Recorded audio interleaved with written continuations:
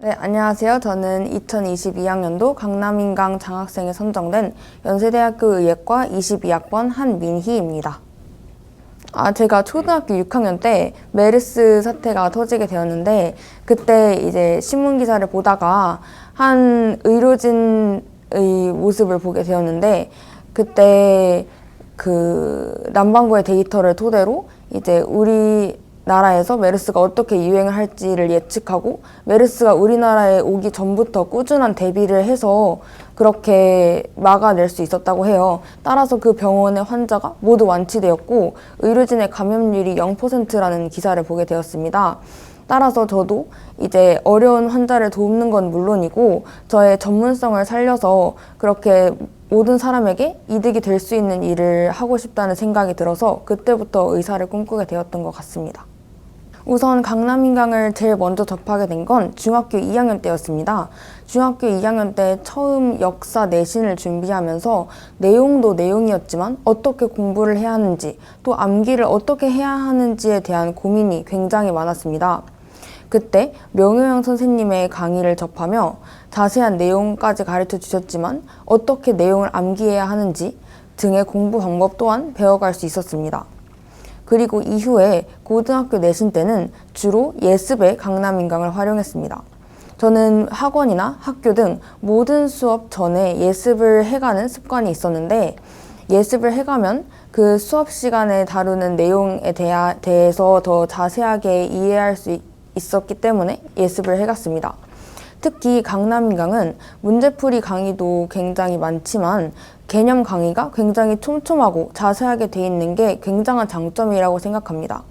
따라서 예습을 해가는데 주로 강남인강을 활용했고 예습을 해가면서 모르는 부분이나 제가 궁금했던 부분을 따로 표시해 두어서 수업 시간에 그 궁금증에 대한 해결책을 찾아가는 일종의 지도로 활용했던 것 같습니다. 저는 생명과학 1의 현원석 선생님 강의를 굉장히 잘 활용했다고 생각하는데 특히 저희 셀파라든지 자이스토리 등의 내신뿐만이 아니라 자이스토리와 같은 수능형 문제도 함께 문제풀이를 해주셔서 굉장히 잘 들었던 것 같고 뿐만 아니라 개념학습을 하는 데 있어서 제가 생원을 많이 예습을 하고 고등학교에 들어오진 않았었는데 현원석 선생님의 강의를 들으며 개념부터 차근차근 쌓아 올려갈 수 있었다고 생각합니다.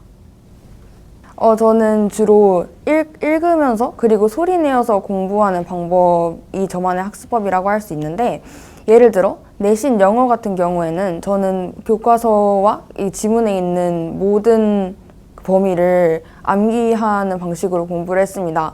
이렇게 암기할 범위가 굉장히 많을 때 저는 늘 소리내어 읽으면서 공부를 했는데 물론 암기하는 방법에는 뭐 쓰는 방법도 있고 뭐 듣는 방법도 있고 여러 가지 방법이 있지만 소리내어 읽는 것이 저에게 가장 효율적인 공부 방법이었고 뭐 영어뿐만이 아니라 사회탐구라든지 한국사와 같은 모든 암기 과목을 전범위를 적어도 5-6번 정도는 크게 소리내어 읽으면서 공부함으로써 객과를 잡고 그것을 촘촘하게 암기해 나갈 수 있었다고 생각합니다. 또한 다른 사람에게 가르치듯 공부하는 방법이 저에게 굉장히 큰 도움을 주었었는데 특히 이제 고등학교 때 멘토 멘티 활동을 하면서 다른 친구에게 가르쳤던 부분이 다른 부분에 대해 확연히 더 기억이 남는 경험을 하였기에 그 후로부터 모르는 부분이 있을 때마다 남에게 가르치듯 소리내어 공부를 하는 방법이 있었습니다. 저는 일단 코로나로 인해서 학교가 다 비대면으로 전환되고 집에 있는 시간이 많아지면서 생활 습관이 조금 깨졌던 것 같은데 그때 저만의 공부 시간을 고정해 놓았습니다. 그래서 독서실에 오픈하는 시간과 또 마감하는 시간에 맞춰서 몇 시부터 몇 시까지는 딱 공부하는 시간으로 정해놓고 그것을 꼭 지키려고 노력했습니다.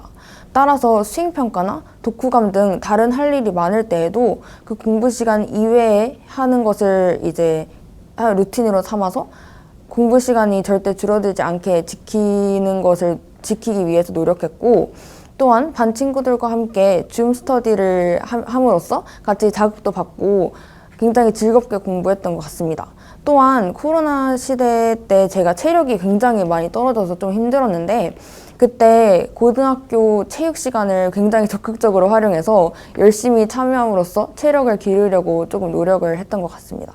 일단 합격을 하고 나서는 이제 바로 실감이 나지 않았는데 이제 대학 생활에 들어오고 나서 굉장히 좋은 동기들과 선배님들 많이 만나고 그렇게 새로운 인연을 쌓아가면서 느낀 점이 굉장히 많았고 또 뭐 저는 이제 예과생이기 때문에 아직은 학습에 대한 부담이 적어서 굉장히 많은 경험을 하고 배워보고 싶었던 것을 마음껏 배워보는 시간을 갖고 있어요. 그래서 저 같은 경우에는 요즘 베이스 기타를 배우려고 하고 있고 그리고 내가 정말 관심이 있었던 동아리 활동을 할 수 있는 시간이라는 게 굉장히 좋은 것 같고 하지만 또 이제 대학생 와서 느끼는 거는 굉장히 자기 삶에 대한 책임감이 조금씩 생기는 것 같아요. 아무래도 이제 고등학생 때 같은 경우에는 선생님이라든지 부모님께서 굉장히 많은 조언을 해주시고 이제 많은 일을 해주셨다면 이제 대학생으로서 그리고 성인으로서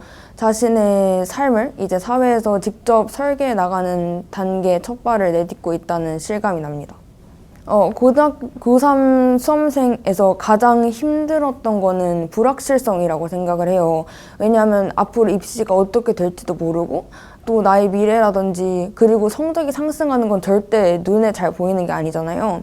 그래서 저도 수능 국어 공부가 가장 어려웠던 것 같아요, 저한테. 왜냐하면 이게 그 성적이 상승하는 게 노력에 비해서 정말 정직하게 비례하진 않거든요. 그래서 제가 그때마다 저한테 했던 말은 이제 조금 식상한 비유고 이제 김연아 님도 사용하셨던 비유지만 공부라는 게 물을 끓이는 과정하고 굉장히 흡사하다고 생각을 해요. 그래서 예를 들어 이제 1도부터 99도까지는 전혀 변함이 없어 보이다가 100도가 돼서야 끓잖아요. 그래서 그렇게 제가 성적이 안 오를 때마다 저에게 다짐을 했던 게 나는 지금 내 물을 50도에서 99도로 끌어올리는 과정이라고 생각을 하면서 꾸준히 그냥 저 자신을 믿고 밀어붙였던 것 같아요. 그래서 그런 과정이 있었기 때문에 저는 모의고사 성적이 그렇게 좋진 않았지만 꾸준히 노력을 해서 수능 때 최고의 점수로 마무리를 할 수 있었고 그렇게 여러분 지금 이걸 보고 계실 고3 수험생님들도 이제 내 앞에 불확실성이 있지만 그것에 굴하지 않고 자신의 루틴을 지켜나가면서 꾸준히 공부를 하셨으면 좋겠다는 말씀을 드리고 싶고 아무쪼록 이제 코로나 시대에 맞서서 너무 잘 하고 있으니까 앞으로도 화이팅 하시길 바라겠습니다. 감사합니다.